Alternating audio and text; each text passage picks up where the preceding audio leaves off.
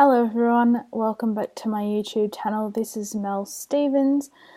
First of all, I want to say I hope you guys have been enjoying the new content, and it feels like it's been so long since I've done an actual sit down and talk to the camera video for 10 minutes. But I'm back sitting in front of the camera talking to it for 10 minutes. And today I'm going to do the disability misconceptions tag, which has been going around YouTube for a while. I'm going to put the link in the description below to the one that inspired me to do it, and that was the one done by Molly Burke, who is a blind YouTuber, and she lives in Canada, so I'm going to put the link to her video down in the description. But I also thought that it would be a really cool idea to do my own disability misconceptions tag. So I'm going to read the questions out, but what I'll also do when I've done the video, I'll put the questions down in the description if anyone would like to do their own disability misconceptions tag. And at the end I'm going to tag two people who I would really like to see do their own copy of the disability misconceptions. So I will get straight into it and answer the first question, which is, what is your disability and how does it impact you? Well, I would have thought that was quite obvious. I'm blind. How does that impact you? Well, obviously I don't drive. I can't pick up a newspaper and read it. I can't watch television. I can't basically do anything that a sighted person would do because I don't have eyesight, which personally is no barrier, but you know, that's what it stops me from being able to do.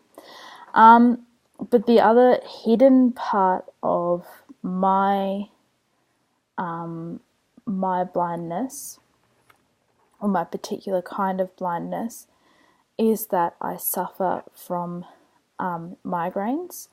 So that really does impact me, because when I get a migraine, I can't do anything for, you know, as long as it takes to get rid of the migraine. Sometimes it's overnight, sometimes it's, you know, like ages, you know, a couple of days to get rid of the migraine. So that's one way that it impacts me. Another way that my blindness impacts me that people possibly don't know is sometimes my balance is really off.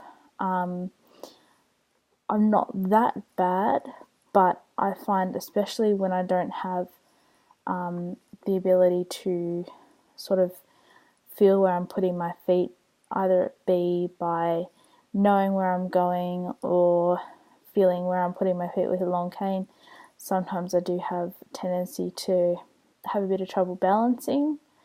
And the other thing that with the balance thing is that if I'm tired or sick, that does also tend to make my balance worse. So that's a couple of things that, you know, a couple of impacts that are obvious and a couple of impacts that aren't quite so obvious. So question 2 says, what is the most common misconception that you experience in regards to your disability? There are so many misconceptions out there about blindness, but I think the one that always gets me and always hits home to me, and the one that I'm most kind of offended by, I guess, is the fact that a blind person, in some people's opinions, can't do anything for themselves. I go to I'm going to a lot of new places at the moment, meeting a lot of new people, because, I've only been living where I'm living for 4 months now, so a lot of people still don't know me, and this town isn't really one in which there's a lot of disabled people, or at least a lot of blind people out in the community. I can only think of 3 people in this community who have guide dogs. And I mean, I'm not sure how many people are around who have long canes, but I don't think that's a lot. And the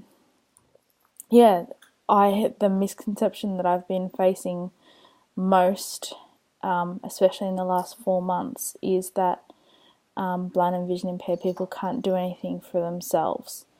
So that's probably the one that hits home the most to me. So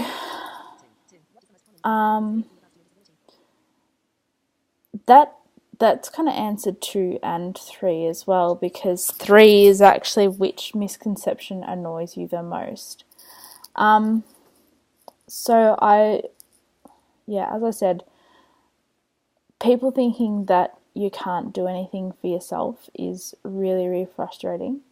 But another misconception that really annoys me is that when you get to talking to someone who doesn't know you, and they obviously find out or know that you're blind, they think that because you're blind, every other blind man and woman around, this person and that person, and oh, my uncle had a dog, so you must know him, or someone puppy raised for Guide Dogs Victoria at one stage, and all that other stuff. So that's the thing that really annoys me about about my disability, is that everyone thinks that because you have that disability, you know everyone else with that particular disability. So question 4 is, do you do anything to combat these misconceptions? Well, I'm here on this YouTube channel making this video, and that is one thing that I really want to try and do to combat these misconceptions, is to make videos and explain about what I can and can't do, and how my vision does or doesn't impact my life. So that's one thing that I'm trying to do to combat the misconceptions. The other thing is just be me. Like, I'm not wonderful at advocating for disability out in the community. I'm not brilliant at walking into somewhere where there's someone saying, oh, you can't do this because you're blind. I'm not very good at answering questions. I don't really like answering questions in public a lot. I prefer to sit here in front of the camera and upload a video to YouTube and tell you the answers to all these questions. I guess the things that I'm doing to combat the misconceptions are to sit here and talk to cameras for 15-20 minutes and upload videos to YouTube and just be me, just be outgoing, happy, strong, involved in the community, and hopefully people will start understanding, on their own, I guess. Question 5 is, what more do you think can be done to combat the misconception about your disability in the community? And it has in brackets society as a whole, as opposed to an individual. Work is a good direction for the answer. That's written in brackets. So I suppose combating the misconception by society is not portraying people in the media, not portraying blindness as either, as something to be feared or as an amazing thing, like an amazing feat that, there was a news on the, there was an article in the news the other day about a young blind child who's 5 years old, and he was learning Braille at kindergarten, while all his sighted peers were learning to read print. And I think, well, of course he was learning to read Braille because, he has to learn to read and write. And the media always makes learning to read Braille or any other kind of disability story, it's not necessarily about blindness, but any disability story makes us sound either inspirational, it's, complete inspirational porn, or like you can't do anything for yourself. So I think society needs to start, and the media especially need to start to kind of find blind people who are normal, for want of a better word, who are just average, everyday folks, and portray blindness in the media more like that. Don't portray blindness in the media as, amazing people who, can echolocate everything so well, that they're basically perfect because they can, hear where they're going, or that they're basically perfect because they can read Braille.